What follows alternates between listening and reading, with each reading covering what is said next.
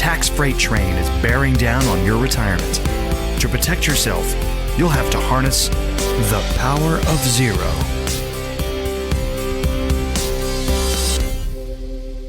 Hi there, David McKnight. Welcome to the Power of Zero show. I am the best-selling author of The Power of Zero, Look Before You Lerp, and The Volatility Shield, all of which can be purchased in bulk at powerzero.com/books. If you are looking for a Power of Zero advisor, we would love to help you out. Head on over to davidmcknight.com and fill out the contact form. Happy to help you navigate the pitfalls that stand between you and the 0% tax bracket. Of course, if you are a financial advisor and want help assimilating these concepts into your practice, we're to help you. We're here to help you with that as well. Go over to powerzero.com, opt into our video series. Got some exciting news for those of you who have watched The Power of Zero, The Tax Train is Coming, and are looking for a way to easily distribute viewings of that to your friends or clients or what have you, family members. There's now a way to buy those viewings in bulk. We'll be announcing that here pretty soon, but the long and the short of it is you can go to realhouse.org and you can buy these viewings in bulk. The minimum you can buy is $400, and the reason that is, and it's $5 a viewing. The reason that is because Doug Orchard's team has to do a lot of manual details behind the scenes to make this work. So they can't do it for 10 or 20. There's just a lot of work that goes into keeping track of all these views. But you're going to be able to embed these into your websites. There's all sorts of interesting ways that this can be utilized. So that's very exciting. That's coming out very, very soon. Stay tuned. If you have been to thetaxtrain.com, you can get more information probably in the next day or two about how that whole thing works. Okay, today we're talking about, is the federal government past the point of no return? In other words, is there hope? Can they turn this ship around? Or is it a mathematical impossibility? And I'm using for my material, for my text today, I'm drawing from a very well-written article that I tweeted about a couple days ago from medium.com.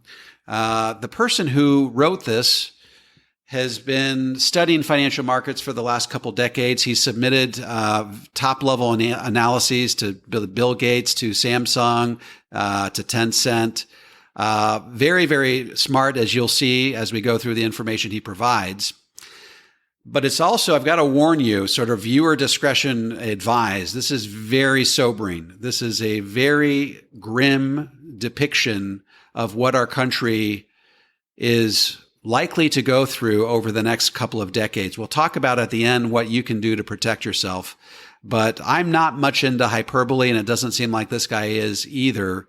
But the basic premise of what he says is, by the way, I'll provide a link to this article in the show notes.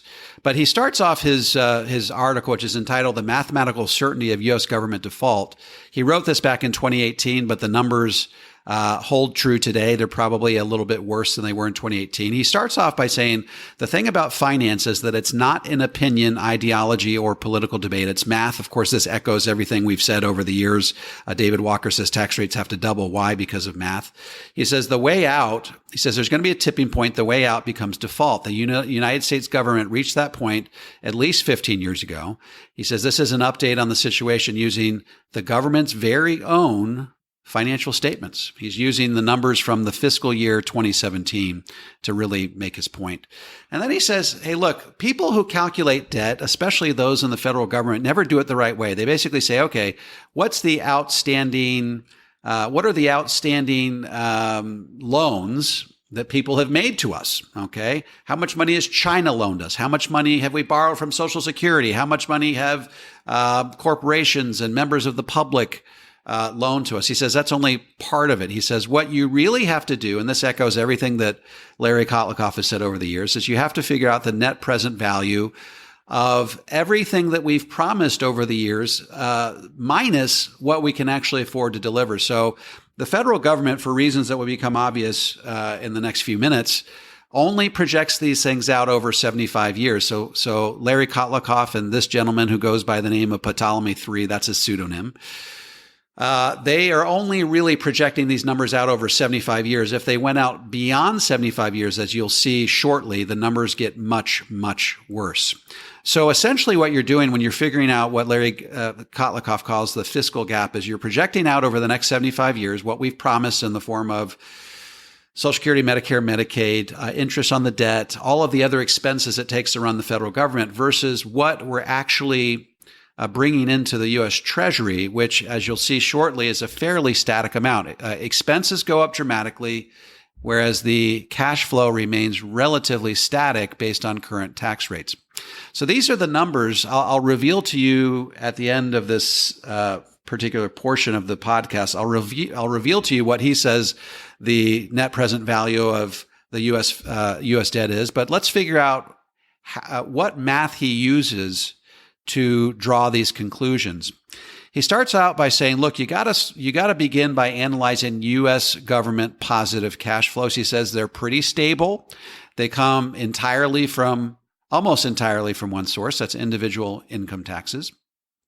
And he says that any prediction that economic growth will rise dramatically over time is based on, as Joseph Davis said in our movie, based on religious belief. He says there is no data suggesting that, short of some sort of AI revolution, there's no data that suggests that economic growth is going to increase more than, say, 2% over our lifetimes.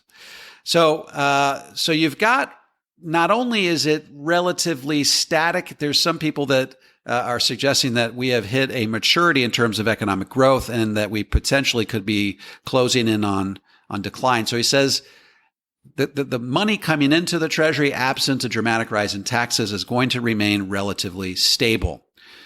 He also says that the negative cash flows currently are $4.5 trillion. Okay, what are these going towards? This goes towards defense, social insurance programs like Social Security, Medicare, Medicaid, interest payments on the national debt, which would, of course, go up if interest rates went up. And he says, and quote unquote, endless small programs. He says this is not likely to change. These basic standard programs are not likely to change. They're not likely to go away because they're sticky. Ronald Reagan once said, as I've said in past podcasts, that the greatest example of eternal life here on earth is a government program. We all know that once it comes into existence, it's very, very difficult to get rid of it. So, $4.5 trillion versus against a $3.4 trillion positive cash flow. So then he assembles all of this together. He starts off by saying, okay, what are the current assets and the current liabilities? You have to take what we actually owe, which is north of 23 trillion. You subtract from that our actual assets, which are about 4 trillion. That leaves us with currently, if you do the math for today's debt, it's about $23 trillion of debt. And then he says you have to estimate what the future cash flows are. What are the estimated future cash flows over the next 75 years? And he says that the actual cash flows can be negative if you break it down in different categories. The first category he talks about is social insurance programs. He says the net present value of the future obligation for these programs over the next 75 years is $49 trillion. What does that mean? That means that you would have to have $49 trillion sitting in a bank account today, earning treasury rates to be able to afford all of the things that we have promised. So take our existing debt plus the 49 trillion, and you get a much bigger number, which is closer to 75 trillion. So we're starting off there at 75 trillion. Then he gets into core operations and he says, look, once you subtract out all of the expensive things, the core operations of the government were actually running at a surplus. So we're actually at a positive 28 trillion. So we have plenty of money coming in to run the federal government in its core operations. Once you subtract out all of the things in the first category we talked about, the federal government can run positively. So subtract from that 75 trillion roughly 28 to 30 trillion. So we're not in horrible shape there. We're in bad shape, but not horrible shape. This is where it really gets ugly when you get to the interest payments on the debt. When you project out the interest payments on the debt, on what the debt is likely to accumulate over the years, that's when it gets really, really nasty. The current payment on the debt right now is only just north of 300 billion. That doesn't seem like a big deal. It was 9% of the revenue, federal government's revenue in 2018.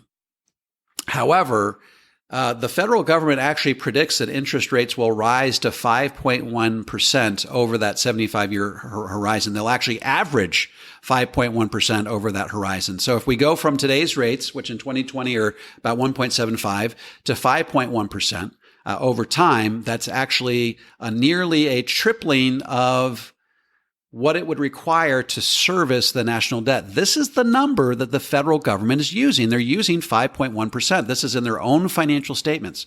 So he says when you plug all of that into the equation, we would have to have $110 trillion sitting in the bank account today, earning treasury rates, to be able to deliver on all of this debt. This is just the cost of renting the money that we're using to pay for things that we can't afford. The last category he talks about is what he calls a terminal value. He basically says a terminal value represents what we would have to have in the 75th year to be able to bankroll the expenses of the federal government in perpetuity. Now, this becomes a really big number. It's 1.6 quadrillion, or in common parlance, it's 1.66 zillion dollars. How much is that? That's 1,000, if my math is right, that's 1,600 trillions that we would have to have sitting in a bank account today to not only pay off all the debt at 75-year horizon, but also to bankroll the costs of the federal government in perpetuity. Now, we all know that they're not going to be able to pull that off. So how much would we have to have just to pay off the debt in year 75? We'd have to have an additional $38.8 trillion sitting in a bank account today, earning treasury rates to be able to pull all that off. So when you add all these numbers up, he basically says the net present value of our future obligations that we can't afford to pay for. In other words, what Larry Kotlikoff refers to as the fiscal gap in 2018, it was 190 trillion. Well, we know that Larry Kotlikoff takes a very similar approach. He recently came out in 2019. He updated his numbers. He says the fiscal gap is 239 trillion. I am waiting anxiously to see what it is in 2020 to see what his fiscal gap calculation is. I imagine it'll be $10 trillion or so higher than the 239 trillion. To put that into perspective for you, that 190 trillion that he refers to back in 2017 as being our fiscal gap back then, he says that represents 68% of all of the money in the world. All of the global assets in the world are 280 trillion. Our fiscal gap represents almost 70% of that number. So it's just a mammoth number. And so the long and the short of it is this. Let's sort of cut through all these numbers. The long and the short of it is this. We are deficit spending. What does that mean? That means we are borrowing money just to be able to pay our bills. And as we borrow money to pay our bills, the debt starts to pile up. And as the debt starts to pile up, we get to the point where it's a snowball that is reeling out of control. And if the debt gets so big, we are not going to be able to afford the interest payments on this debt, no matter how much we cut back on all these other programs. So you could say, hey, look, if we simply cut back on Social Security, Medicare, and Medicaid, we somehow modified these programs, then we could right the ship. Well, guess what?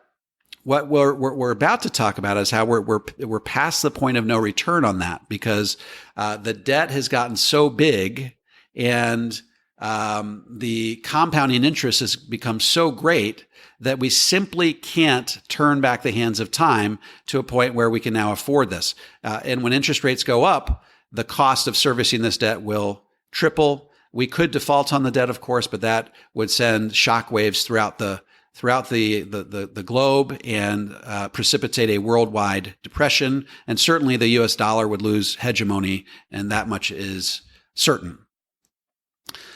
So let's take a look at let's sort of fast forward in time and take a look at what would happen if we kept on the current path.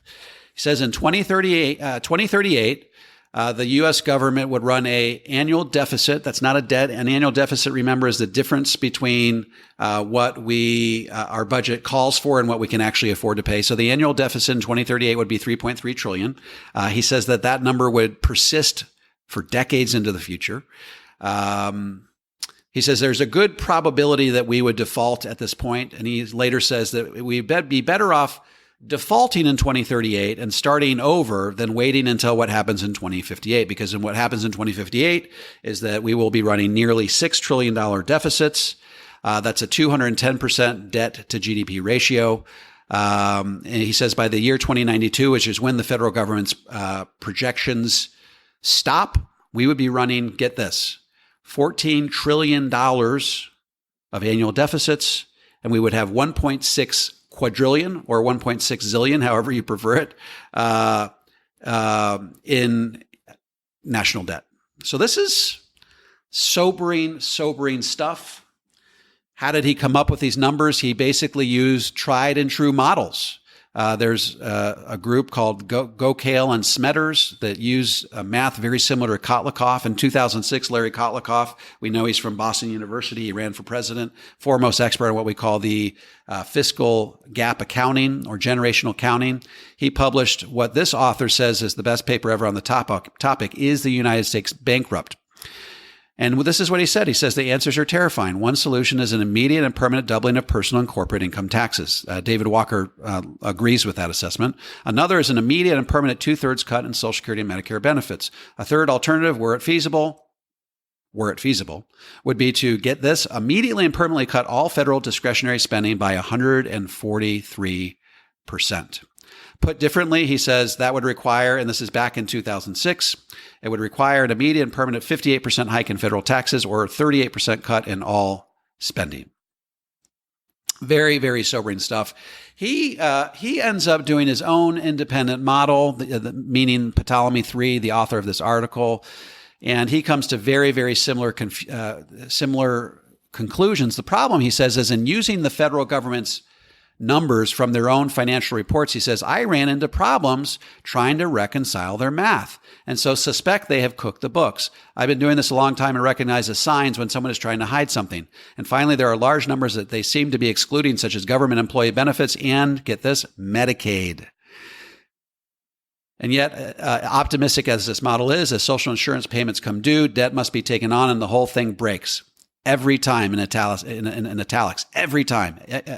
I've tried endless other combinations over the last decade. I've been studying this problem and I talked to many financial professionals, and in every scenario, default or hyperinflation is the outcome, which are not necessarily so different. The only bone that I have to pick with him in this article is he doesn't bring up the fact that is brought up by Alan Auerbach over at Berkeley, which he said in our movie, is that you cannot inflate your way out of Social Security and Medicare because those two programs are tied to inflation. As you increase the supply of money, you increase the inherent cost of these programs. So as the supply of money grows, the cost of the programs grow, and you can never really catch up with the cost of these programs. So he says that even if you use the federal government's own numbers, their fiscal policy is not sustainable, and there's a 100% probability this ends in some sort of default. He says the longer the delay, the bigger the default. He says since current revenue is $3.4 trillion, that means per their own analysis, they would need to cut spending from $3.5 trillion to $3.0 trillion starting right now, which is in 2018, into perpetuity, not even to close the NPV gap to zero, that's a net present value gap, but just to hold the GDP ratio down to a sustainable and reasonable level. He says, how does this end? Badly. Again, it's just basic finance math. People always say, oh, there is a hope.